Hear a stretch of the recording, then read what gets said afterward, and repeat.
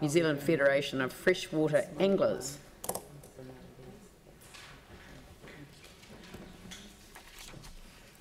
Welcome. Yes, tēnā koutou katoa, nā kaitiaki ki te kāwana tikanga o Tatahi. Greetings. It's the first time I've been here in this capacity. I've returned to my roots as someone who trained as an ecologist originally. The Federation of Freshwater Anglers represents the concerns of around 80 freshwater fishing clubs throughout the country. Now, I can't tell you exactly offhand how many of them are in Canterbury, but I do know that 28% of the 74,000 people who hold fishing licences actually live in or actually get those licences in the North Canterbury region. So we're probably talking around a potential audience of around 20,000 people, but approximately only 10% of them are active in fishing clubs. So we're looking at about 2,000 are actually active, but we have a readership of our materials which probably puts that figure close to 10,000 in Christchurch. Fishing is listed by Sports New Zealand in their most recent surveys as the second most popular outdoor activity of New Zealanders after walking. So we like to think we actually represent a significant group of people. We're concerned particularly about the lack of commitment, aspirational in the long-term plan, towards activities that are family or intergenerational focused activities, such as the fishing. And the example that we've quoted is the situation that has arisen in the groins, in the 4 fish-out ponds that are at the groins. Fish and Game, I've spoken to them the last week, and the Isaac Trust, now I can't remember the correct full name for the Isaac Conservation and Wildlife Trust, yes, have reached the point where they will not put any more fish in those ponds. And the reason is because of the lack of ongoing maintenance and restoration work in those areas. The silting is probably of the order of 60 centimetres in each of the ponds. The willows have encroached on 80% of one of the ponds and are encroaching on others. And the pondweed has got to the situation now where they can't put fish in because there's simply nowhere for the fish to move. Last year, the Federation's affiliated clubs went out in October and assisted in a process of removing some of that weed. With one 7-foot dinghy, some rakes and forks, it's actually difficult to remove a lot of that weed. We did get some help from the PD people on that Saturday morning with lots of comments about spending their morning clearing weed. But we actually worked through a process where we found we're actually only effective with about 10% of the weed. It actually needs to be done by council staff. And we're concerned that there's nothing there. I've trolled right through all the entire bits I can on the council's long-term plan relating to the groins. I can find nothing in terms of a commitment to improve the situation. And I think that as this is a genuine intergenerational family outing when people go out there. We had over 5,000 people turned up to the Take a Kid Fishing Day. And our fishing clubs were the bulk of the 200 volunteers who were manning the area on that particular day. Fish and Game informed me that they're getting 200 people a day out at those ponds during the summer because they're stocking them on a regular basis. And those people are now missing out because there's no commitment to this.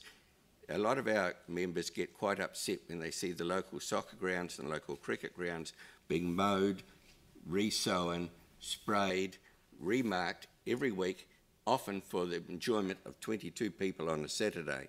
Whereas, here's a council resource that is so badly neglected that it's unusable for the purpose that it was put there for. So we really want you to look at why this is occurring and what can be done to ensure that things like Take a Kid fishing, which at the moment is on hold for this year, can actually be reinstituted.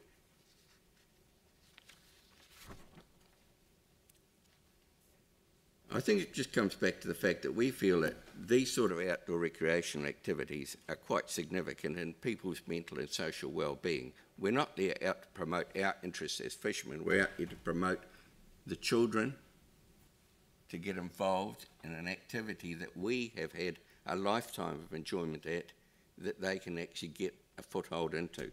I draw your attention to the 4 summary points I put in the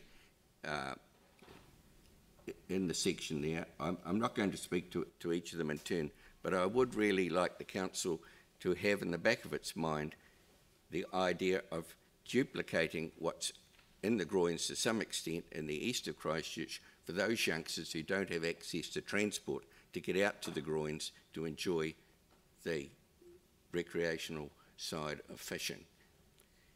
That was the first concern I wanted to speak about. The second one has been so eloquently put by Evan and friends just prior to me that I'll just mention that we also are very concerned about any suggestion that wastewater management systems could be sacrificed for any other consideration. Our members have a long history of frustration and anger in dealing with the discharge from the Belfast freezing works into the lower Waimakariri River, which is the most used section of river anywhere in New Zealand for fishing. And yet, you know, what they said to me was, go and promise the council that we'll put as much effort into opposing every other discharge that the council brings on.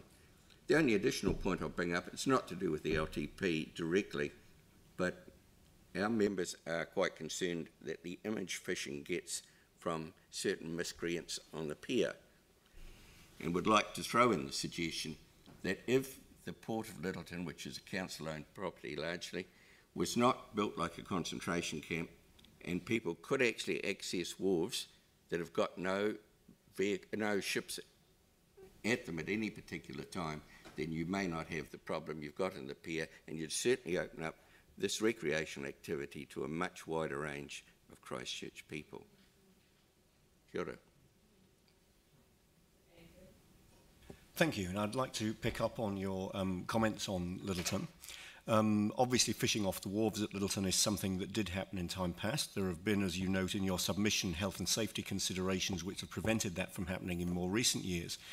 Under the Lyttelton Port Recovery Plan, an area of public access is being created at Dampier Bay in Lyttelton. So even if it wasn't possible to have fishing off the wharves at Lyttelton because of those health and safety concerns, if an appropriate area were to be set aside at Dampier Bay, do you think that would be acceptable to recreational fishers? I'm sure it would be acceptable, but I still struggle to find out why it's a health and safety concern for Lyttelton when there are other ports around the country which make the wharves available that do not have shipping at them. Thank you. All right. Good. Thank you very much. Much appreciated. Yeah, well, the Federation of Freshwater Anglers would like to thank you for the opportunity to pass on those thoughts. Thanks.